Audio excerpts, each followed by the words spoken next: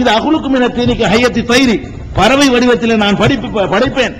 இப்ப தக்கூணு தயிரம்பி இல்லைங்களா, அல்லாஹ்வுடைய அனுமதியோடு பறவையா மாறிடும். இதெல்லாம் பெரிய அற்புதம் இல்லையா? இந்த மாதிரி பயங்கரமான அற்புதங்களை எல்லாம் அல்லாஹ் ஈசா அலைஹிஸ்ஸலாத்துக்கு கொடுத்தான். உழைக்காம திங்கிற அற்புதத்தை கூட கொடுத்தான்.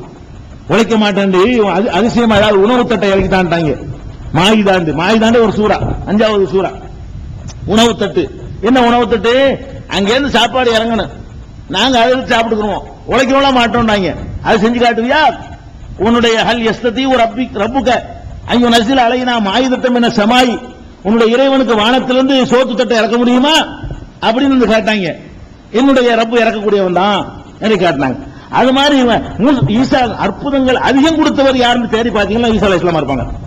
ஆதம் அலைஹிஸ்ஸலாத்துன்னு ஆரம்பிச்சு முஹம்மது ஸல்லல்லாஹு அலைஹி வஸல்லம் வரைக்கும் நீங்க லிஸ்ட போட்டு அதிகமான அற்புதங்கள், பயங்கரமான பெரிய பெரிய அற்புதங்கள் கொடுக்கப்பட்டவர்னு நீங்க பாத்தீங்கன்னு சொன்னா அதுல முதல் இடத்துல யார் நிப்பா? ஈசா அலைஹிஸ்ஸலாம் நிப்பாங்க, அவருக்குரியது. அதே மாதிரி அதிகமான காலம் வாழ்ந்தது யாருன்னு தேடி பாத்தீங்கன்னா அதுல நூஹ் அலைஹிஸ்ஸலாம் நிப்பாரு. அது மாதிரி அல்லாஹ்வுடைய குடும்பத்துல ஒரு ஆள் மாதிரி மதிக்கப்பட்டவர் யாருன்னு அப்படி பாத்தீங்கன்னு சொன்னா முகப்பத்து ரொம்ப உள்ள ஆள் மாதிரி காட்டுற பாத்தீங்கன்னா இப்ராஹிம் அலைஹிஸ்ஸலாம் நிப்பாங்க. அதிகமான ஏரியா கொடுக்கப்பட்டவர் யாருன்னு பாத்தீங்கன்னா முஹம்மது ஸல்லல்லாஹு அலைஹி வஸல்லம் நிப்பாங்க. ஏரியாவும் அதிகம், அதிகமான காலகட்டத்திற்கு நபியாக இருந்தவர் யாருன்னு பாத்தீங்கன்னு சொன்னா முஹம்மது ஸல்லல்லாஹு அலைஹி வஸல்லம் நிப்பாங்க. இப்படி எல்லாருக்குமே அல்லாஹ் இணைஞ்சிருக்கிறான், ஒவ்வொரு சிறப்பை கொடுத்திருக்கிறான். வாய்யதுனாஹு பிருஹில் குதுஸி, மூசா ஈசா அலைஹிஸ்ஸலாத்துக்கு தெளிவான சான்றுகளை வர கொடுத்து ரூஹுல் குதுஸ்னா ஜிப்ரீலை கொண்டு அவரை பலப்படுத்தினோம். கூடவே அவர் போயிட்டு இருப்பார் ஜிப்ரீல். அவரை கூடவே இப்ப பார்த்தாலும் ஜிப்ரீல் அனுப்பிட்டு அவருக்கு நல்ல நியமிச்சுட்டான் பாருங்க. எப்பவாவது வஹி கொண்டு வர்றதுக்கு தான் மத்த நபிமார்கள்ட்ட வருவாரு. ஈசா அலைஹிஸ்ஸலாத்தை பொறுத்த வரைக்கும் கூடவே அவரை வச்சு அவரை ரூஹுல் குதுஸை கொண்டு பலப்படுத்தினோம் அப்படின்னு நல்லா சொல்லி காட்டுறான். அதே மாதிரி இன்னொரு இடத்துல சூரத்துல் இஸ்ராவுல 17வது அத்தியாயத்தில் 55வது வசனத்துல சொல்றான், ஒரு ரப்புக்கு ஆலமும் பிமன் பிஸ் ஸமாவாத்தி வல் அர்த், வானங்களிலும் பூமியிலும் உள்ளவர்களை பற்றி உன்னுடைய இறைவன் நன்கு அறிவான்.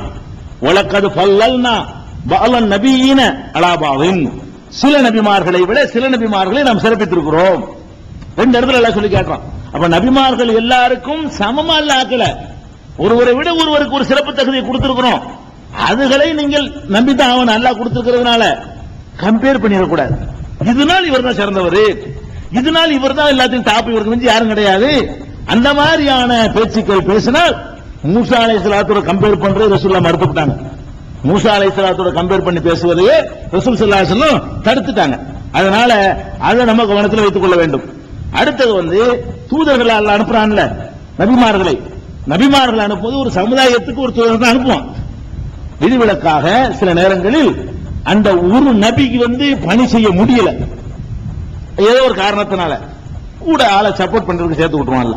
ஒரு நபி அனுப்புவான், அவரால் அந்த காரியத்தை சரியா செய்ய முடியல அப்படின்னு கேட்டுக்கிட்டாரே, ஆனால் இந்த 2 பேரும் சேர்ந்த நபியா போங்க, இந்த 3 பேர் நபியா போங்க, ஒரு இடத்துக்கு, அதாவது ஒவ்வொரு ஏரியாவுக்கு இல்ல, ஒரு சமுதாயத்துக்கு, ஒரு மொழிக்கு, ஒரு பகுதிக்கு, ஒரு காலகட்டத்திலேயே ஒன்றுக்கு மேற்பட்ட நபிமார்களும் சில நேரங்களில் அனுப்பப்பட்டிருக்கிறார்கள். மூசா அலைஹிஸ்ஸலாம் தனியா அனுப்பப்படவில்லை, உங்களுக்கு தெரிஞ்சதுதான். மூசா அலைஹிஸ்ஸலாம் மட்டுமா நபியா இருந்தாங்க?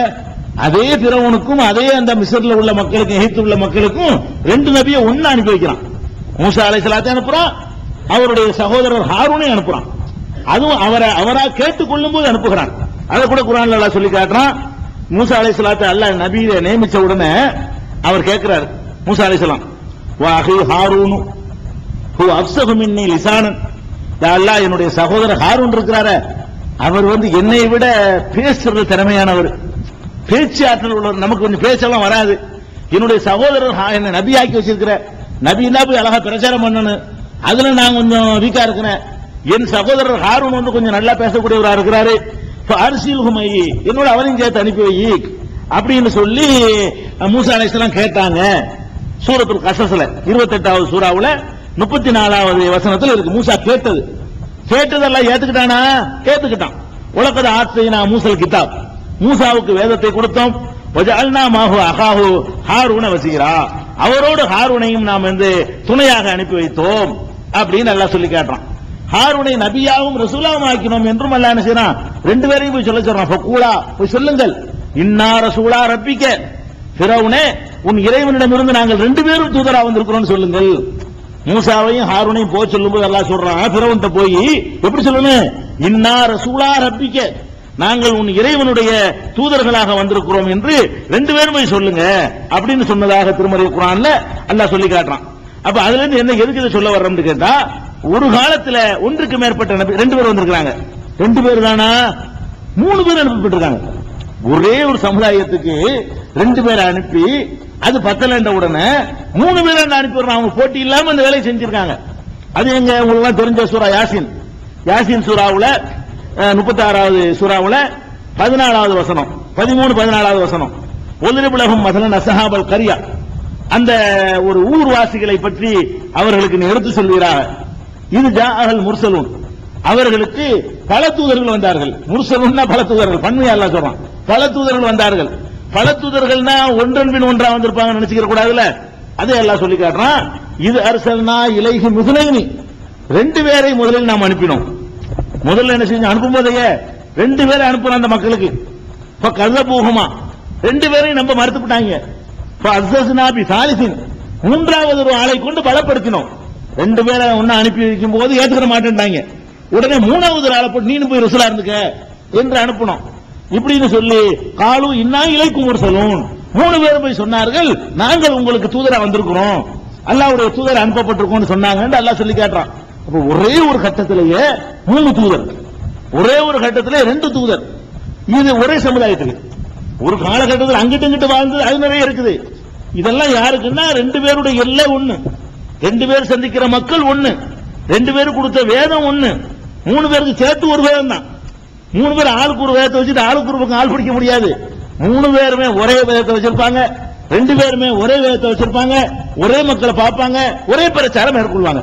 அந்த மாதிரியாகவும் அல்லாஹ் ரப்பல் ஆலமீன் தூதர்களை சில நேரங்களில் அனுப்பியிருக்கிறான். பெரும்பாலும் ஒரு ஆளை கொண்டு போதுமாக்கிட்டான். சில நேரங்களில் அந்த மாதிரியும் அல்லாஹ் அனுப்பி இருக்கிறான் என்பதை என்ன செய்யணும், நம்பணும்.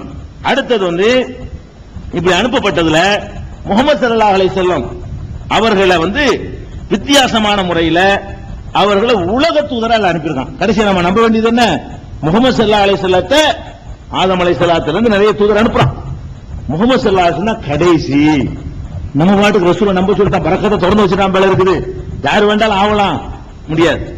ரசூல் ஸல்லல்லாஹு அலைஹி வஸல்லம் முஹம்மது ஸல்லல்லாஹு அலைஹி வஸல்லம் அவர்களை கடைசி தூதர் என்று அவர்கள் அல்லாஹ் முத்திரை வச்சு அனுப்பிடுறான். அவங்களுக்கு பின் நபியே கிடையாது, அவங்களுக்கு பின்னாடி தூதரை வரப்போறது கிடையாது என்று அல்லாஹ் சொல்லிட்டான்.